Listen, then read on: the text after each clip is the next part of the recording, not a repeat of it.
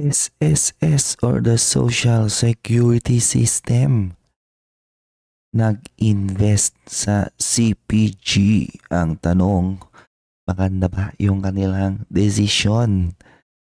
Kasi over the past few years, like kung napapansin is mga ganyan mga government institution, SSS, GSIS, they're always under scrutiny kasi parang questionable yung ginagawa nilang investment. Ngayon, SSS pumasok sa CPG. Is this something na kailangan mong pagdudahan? Well, I own or I have a stock position in CPG. So medyo magiging bias ako. And ang personal opinion ko is yes, I think it's a good decision na pumasok sila on CPG. At least on their current or at least based on their current fundamentals and the potential trajectory ng CPG in the coming years. So on the previous month, starting last year up until today, July 2025, maganda talaga yung takbo ng CPG. In fact, ginawan ko to ng video 1 month ago, and sinabi ko dito bakit umaangat ang CPG, and umangat siya I think because of fundamentals and valuation of the company. So madaming galit kay CPG kasi for the longest time pababa siya, di ba? Kumbaga recently lang naman siya maakyat. Ngayon, ito ulit yung sasabihin ko na nasabi ko rin on my previous video is that walang pakialam ang stock market kung saan mo siya binili dati or ano yung ginagawa ng business dati. Ano yung nagda-drive ng optimism ng mga investor dati. On the current date, wala na siyang pakialam doon. Ang importante is ano yung nangyayari sa kanya ngayon and potentially ano yung possible na mag-develop, 'di ba, sa business na to in the future. So kung naipit ka man dati dito, 'di ba? Ewan ko sa'yo, 'di ba? Ba't mo siya binili dati? So here's that press release ng CPG. So sabi rito, pumasok daw si SSS, pero lang siya 500 million na maliit lang yan, okay. Compared sa total asset ng SSS, 500 million is lang siya parang kapiranggot lang yan ng overall asset nila. And CPG is 8.2 billion. And pumasok na sila sa ayan 0.675 na during the time nag-trade siya above or around 7 or 0.7 na, di ba? So 0.675 nung pumasok sila by 11. Ayan, so nung pumasok sila around 7.8 billion in market cap. So 0.500 by 7.8, 6%, diba, of the market cap nung pumasok sila. So not that big of a position and influence on CPG. Pero the fact na may pumasok na isang government institution, baka mapunta na sa radar ng ibang institution, ibang analyst ng CPG. So nagkaroon sila ng 6.39% ownership in CPG. On their acquisition price compared to the current market price, karon sila ng a little bit of discount. Ang maganda niyan is makakuha sila ng dividend yield of approximately 7.8%. Grabe. Pero kung pumosisyon sila like 6 months ago, yung yield na yun mas mataas supposed to be.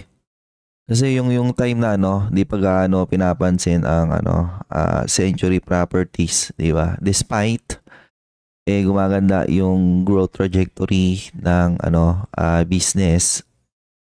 So sabi ng mga taga CPG, we are honored to have the SSS as an anchor investor in CPG. They both share a long-term perspective and remain optimistic about the growth prospect of CPG. So mamaya share ko yung analysis ko on CPG. This collaboration reinforces our shared vision for sustainable growth and value creation. Diba? So lalo na pag pinitik yan sa above 1 peso. Diba yung dyan, diba? Yung posisyon ng SSS. Sabi naman ng mga taga-China Bank Capital, we are very pleased that SSS found a compelling investment opportunity in CPG. The market is taking notice of the company's strong fundamentals and growth prospect, and we are confident that the management will continue to create value for all CPG shareholders. Yun kasi yung yan yung big question yan. Kung mag-continue yung growth momentum ng CPG, I think very undervalued ang CPG sa ngayon. So CPG, syempre nasa property sector, and ang binabanatan niyan is affordable housing, and meron din silang premium residential segment, and mostly ang ilang project outside NCR. Kung saan hindi pa ganoon ka saturated, 'di ba, yung property market. And sabi nila at least 15 to 20% growth over a 3-year period. Ibig sabihin, nag-continue yung di ba? Momentum pa rin nila. Parang yung sinasabi nila dito eh. So, nag-capex ulit sila this year. 12 billion ang ialat nila, and a big part of it mauna sa nilang first home segment. Ito yung nilang for on the affordable housing side, and another one on the premium line. 2 billion naman yung inaalat nila. Ngayon itong CPG nag-report to na niyang first quarter recently, and so far andun pa rin yung momentum. Pero when it comes to CPG, ang nagpa-outperform sa nila last year is yung kanilang second and third quarter. Ngayon, eto na yung analysis ko on CPG ending first quarter of 2025. And if you want more of my analysis on different stocks and my discussion or monthly discussion of my personal dividend retirement portfolio, check the pinned comment.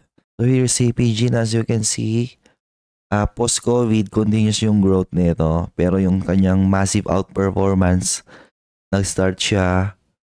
Actually, 2023, pwede mo nang sabihin nag-start siya dyan, no?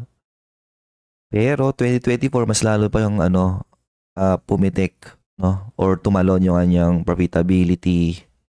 FFO per share is also growing. Yung kanyang liquidity is improving, especially in the short term. For me, that's a good sign. Leverage is going down. Ibig sabihin, unti-unti nagmamaterialize yung yung mga binibuild neto na properties in the past. Yung mga inutang niya in the past, unti-unti nagmamaterialize na siya. And syempre dahil tumatalon yung kanyang profitability, tumatalon din yung dividends neto.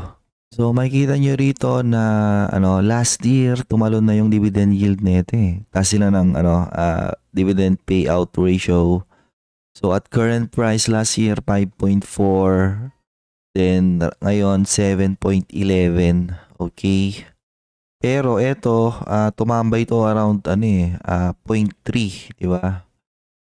Kung nabili mo siya dati doon, kunyari 0.042,114 plus 0.010529.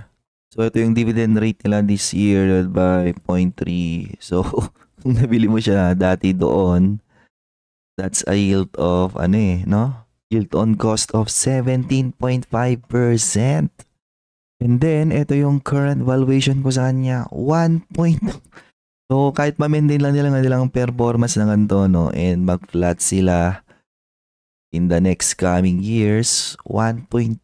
So, ibig sabihin, or based on my evaluation model, very cheap pa rin itong stock na to, no?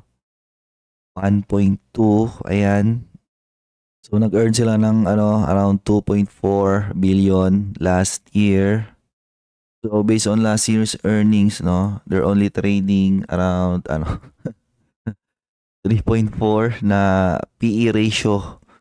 So very cheap nga, di ba? Ngayon, what if mag-grow sila this year? Eh di ibang usapan na yon, okay?